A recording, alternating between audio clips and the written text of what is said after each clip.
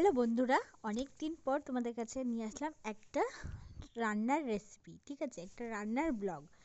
তো আজকে আমি মোচা রান্না করব। মোচা রান্না সবাই জানে, কিন্তু আমি একটু ডিফারেন্ট রকমের করব, সেটাই তোমাদের সাথে শেয়ার করতে চলেছি। তো দেখো, এখানে উপকরণ নিয়ে নিয়েছি। মোচাটা আমি আগের দিন রাতে কেটে হলুদ জলে ভিজিয়ে রেখেছিলাম। তাতে যে মোচা কাটলে একটা কালো থাকে, কালো মানে কি বলবো, লোদ লোদ মতন বা অনেক সময় কালো হয়ে যায়, সেটা চলে যায়। এটা মা দিদাদের কাছ থেকে শোনা। তারপরে ওখানে আমি ছোলা ভিজিয়ে রেখেছিলাম, এবং আমি আজকে এটা করব মুসুরির ডালের বড়া দিয়ে মোচাটা, যেটাই হচ্ছে আমার ইউনিক একটা রেসিপির মধ্যে। আর এখানে চিংড়ি মাছ করেছিলাম, তার কিছু মাথা ছিল, সেটাও আমি ভেজে রেখে দিয়েছি। উপকরণের মধ্যে নিয়েছিলাম কাঁচা লঙ্কা, আর হচ্ছে তোমার পেঁয়াজ, আদা, রসুন, ঠিক আছে, টমেটো, আর যেরকম থাকে নুন হলুদ সেগুলো। তো মোচাটা আমি একটু সেদ্ধ করে নিয়েছি, তার মধ্যে দিয়ে দিয়েছিলাম কাঁচা ছোলা, দুটোই একসাথে সেদ্ধ করে নিয়েছি। এদিকে ডালটা দেখলে আমি ভিজিয়ে রেখেছিলাম সারা রাত ধরে, সেটাকে আমি পেস্ট করে নিয়েছি। আর পেস্ট করার পর তার মধ্যে দিয়েছি হলুদ, নুন, লঙ্কার গুঁড়ো, কুচো লঙ্কা আর একটু কুচনো পেঁয়াজ। সেটা দিয়ে আমি বড়াটা ভেজে নিয়েছি। নেওয়ার পরে এবার তেলের মধ্যে আমি সামান্য একটু জিরে ফোড়ন দিয়ে দিয়েছি। দিয়ে আদা, রসুন, পেঁয়াজ, টমেটোর যে পেস্টটা আমি তৈরি করেছিলাম, সেটা তেলের মধ্যে দিয়ে দিয়েছি। দিয়ে স্বাভাবিক রকম একটু নেড়ে চেড়ে নেবে।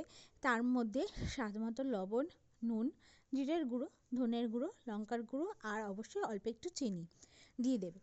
দিয়ে সেটাকে একটু ভালো করে কষিয়ে নেবে, একটু জল দিয়ে দেবে, কারণ মশলার যে একটা গন্ধ থাকে, তাহলে সেটা জলটা দিয়ে একটু কষানোর পর সেটা চলে যাবে।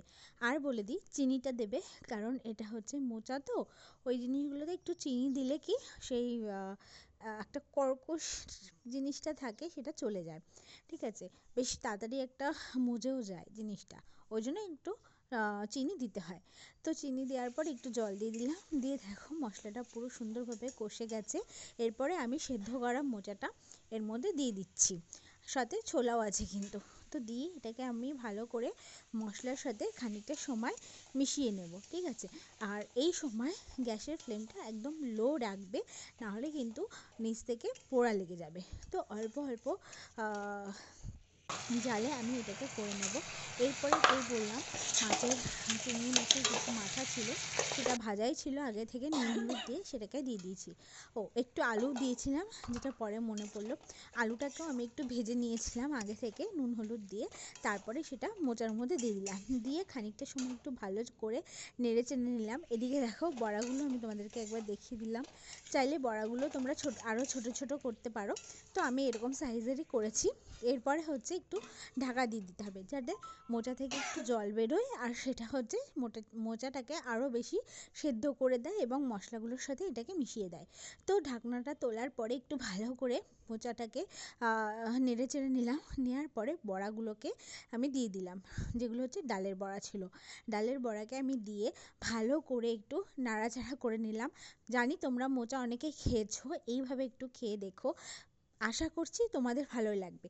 খানিকক্ষণ নাড়াচাড়ার পর গরম মশলা দিয়ে এটাকে একটু খালি নেড়ে চেড়ে নামিয়ে নিয়ে গরম ভাতে তোমরা খাও, রুটি দিয়ে খাও, দারুণ লাগবে।